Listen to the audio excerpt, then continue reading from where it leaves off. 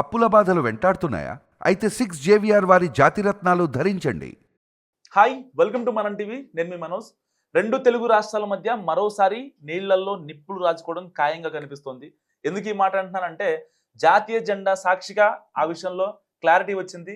స్వాతంత్ర దినోత్సవ వేడుకల ప్రసంగంలో రెండు రాష్ట్రాల ఇరు సీఎంలు కూడా బనకచర్లను ప్రస్తావించడం ద్వారా మరింత హీట్ పెంచారు రేవంత్ రెడ్డి, ఇటు చంద్రబాబు నాయుడు. సో వ్యక్తిగత పరిచయాలకు రాష్ట్ర ప్రయోజనాలకు ముడిపెట్టే ప్రసక్తే లేదని చంద్రబాబు, రేవంత్ రెడ్డి తేల్చేశారు ఇద్దరు కలిసి.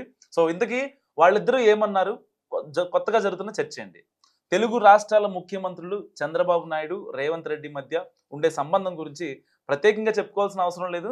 దాన్ని బేస్ చేసుకొని రెండు రాష్ట్రాల్లోని ప్రతిపక్షాలు ఇద్దరిని రాజకీయంగా ఇరుకుని పెట్టేందుకు తెగ ప్రయత్నిస్తుంటాయి. సో అది అవని ముచ్చట, అది వేరే విషయం. సో ఎవరి రాజకీయం ఎలా ఉన్నా మేం మాత్రం మా రాష్ట్ర ప్రయోజనాల విషయంలో రాజీ పడే ప్రసక్తే లేదని చెబుతున్నారు ఇద్దరు నాయకులు.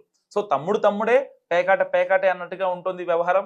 తాజాగా స్వాతంత్ర దినోత్సవ వేడుకల సాక్షిగా ఇద్దరు తమ వైఖరిని మరోసారి బయటపెట్టడం గురించి ఆసక్తికరమైన చర్చ జరుగుతుంది. రెండు రాష్ట్రాల్లో రాష్ట్ర ప్రయోజనాలు కాపాడే విషయంలో తగ్గేదే లే అన్నట్టుగా ఉన్నాయి ఇద్దరి వ్యాఖ్యలు. ముఖ్యంగా బనకచర్ల ప్రాజెక్టు విషయంలో రాజకీయ చర్చ జరుగుతున్న టైంలో ఇద్దరి మాటలు కూడా ప్రాధాన్యం సంతరించుకున్నాయి.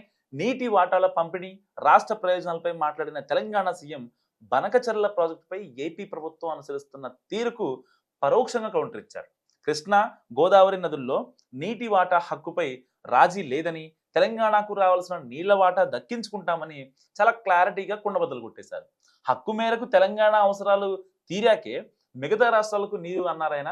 గత ప్రభుత్వం 1,00,000 కోట్లతో కట్టిన కాళేశ్వరం ప్రాజెక్టు కూలిపోయిందంటూ ప్రతిపక్షం బీఆర్ఎస్ ను కూడా టార్గెట్ చేశారు రేవంత్. సో పాలమూరు, రంగారెడ్డి, ఎస్ఎల్బీసీ, దిండి ప్రాజెక్టుల్ని తమ హయాంలో పూర్తి చేస్తామని చెప్పారు తెలంగాణ సీఎం. సో రాష్ట్రంలో చివరి ఆయకట్టు వరకు నీరందిస్తామని హామీ ఇచ్చారు ఆయన. సో అదే సమయంలో ఇటు ఆంధ్రప్రదేశ్లో జరిగిన 15 ఆగస్టు వేడుకల్లో బనకచర్ల ప్రాజెక్టుకు సంబంధించి కీలక వ్యాఖ్యలు చేశారు సీఎం చంద్రబాబు. ఈ ప్రాజెక్టుతో ఏ రాష్ట్రానికి అన్యాయం జరగదన్న ఏపీ సీఎం బనకచర్లపై ఎవరు అభ్యంతరం చెప్పాల్సిన అవసరం లేదన్నారు. అయితే సముద్రంలోకి వృధాగా పోయే నీటినే వాడుకుంటామని మరోసారి జాతీయ జెండా సాక్షిగా ప్రకటించారు చంద్రబాబు.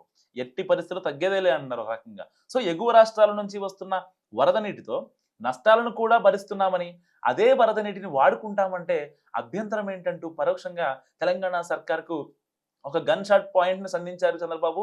వరదను భరించాలి, దానివల్ల నష్టపోవాలి, కానీ ఆ నీటిని మాత్రం వాడుకోవద్దా అంటూ ఆవేదన వ్యక్తం చేశారు చంద్రబాబు. సో ఇలా ఇద్దరు ముఖ్యమంత్రులు నీటి వాటాలపై చేసిన వ్యాఖ్యలు ఇప్పుడు తెలుగు రాష్ట్రాల్లో చర్చనీయాంశంగా మారాయి. ఎవరికి వారు ఆ రాష్ట్ర ప్రజల ప్రయోజనాలను దృష్టిలో పెట్టుకుని మాట్లాడుతున్నారు తప్ప ఎక్కడ రాజీ ధోరణి మాత్రం ప్రదర్శించలేదన్న చర్చ జరుగుతుంది పొలిటికల్ సర్కిల్లో. అనూహ్యంగా ఇద్దరు ముఖ్యమంత్రులు బనకచర్ల గురించి ప్రస్తావించడం ఆసక్తికరంగా మారింది. ఆ ప్రాజెక్టును ఏపీ సీఎం నేరుగా ప్రస్తావించగా తెలంగాణ సీఎం మాత్రం ఎక్కడ ప్రాజెక్ట్ పేరు కానీ రాష్ట్ర ప్రస్తావన చేయకుండా పరోక్షంగా విమర్శలు చేశారు.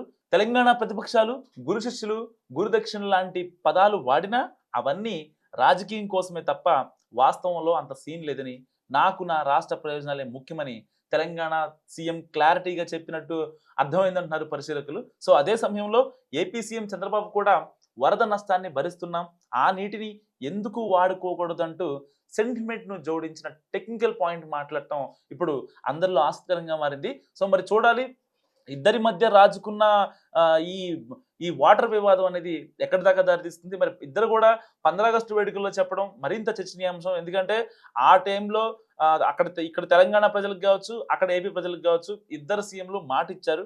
మరి బనకచర్ల విషయంలో ఎవరు తగ్గాలి, ఎవరు నెగ్గాలి? మీరేమనుకుంటున్నారో కామెంట్ రూపంలో చెప్పండి.